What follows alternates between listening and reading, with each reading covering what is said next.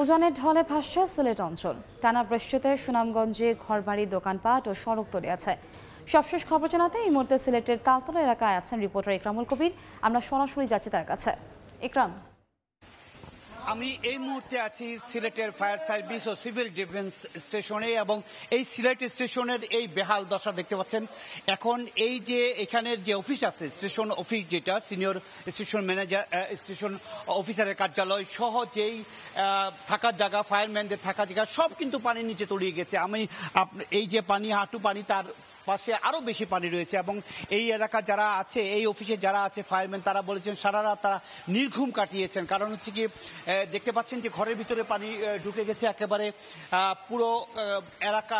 এই এলাকার যে ফায়ার ব্রিগেডের যে গাড়িগুলো ছিল, পানি গাড়িগুলো ছিল, সব এই স্টেশন থেকে বাইরে নিয়ে নেওয়া হয়েছে এবং বাইরে সরিয়ে নেওয়া হয়েছে এবং এই অফিস লাগিয়ে তারা বাইরে চলে যাচ্ছেন এবং এখানে থাকার মতন কোনো পরিবেশ বা পরিস্থিতি নেই। একেবারে দাঁড়িয়ে এবং পানি, হাঁটু পরিমাণ পানিতে দাঁড়িয়ে তারা কাজ করছেন এবং এই গাড়িগুলো বা বিভিন্ন গাড়ির ইতিমধ্যে পানি ঢুকে নষ্ট হয়ে গিয়েছে, ব্লকেজ হয়ে গেছে। এবং আপনারা দেখতে পাচ্ছেন, আমি আরেকটু আগে যেতে চাচ্ছি, যে যারা থাকেন এখানে, যারা ফায়ারম্যান বা বিভিন্ন অফিসার বা বিভিন্ন লেভেলের যারা কর্মকর্তা কর্মচারী থাকেন, তাদের আবাসন যেই থাকার জায়গা, যেটা সেই থাকার জায়গাতে পুরো পানির নিচে তলিয়ে গেছে। এবং এই বলা যায় যে এই যে উচ্চতায় পানি আছে, সেই উচ্চতা কিন্তু সুরমা নদীর পানি এখন রয়েছে। সুরমা নদীর পানি বিপদসীমার প্রায় 30 সেন্টিমিটার উপর দিয়ে প্রবাহিত হচ্ছে। এর কারণ হচ্ছে কি, সকাল 9টা থেকে 9টা পর্যন্ত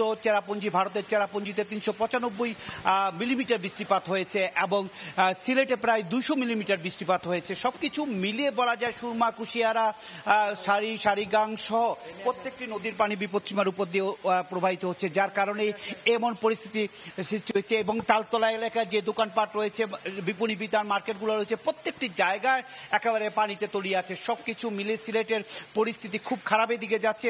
2022 সালের যে পরিস্থিতি, সেই 2022 সালের পরিস্থিতির দিকে যাচ্ছে, এমনটি আবহাওয়া এবং পানি উন্নয়ন বোর্ড আমাদেরকে জানিয়েছে এবং তারা পরিস্থিতি সব মনিটরিং করছে এবং সিলেটের প্রশাসন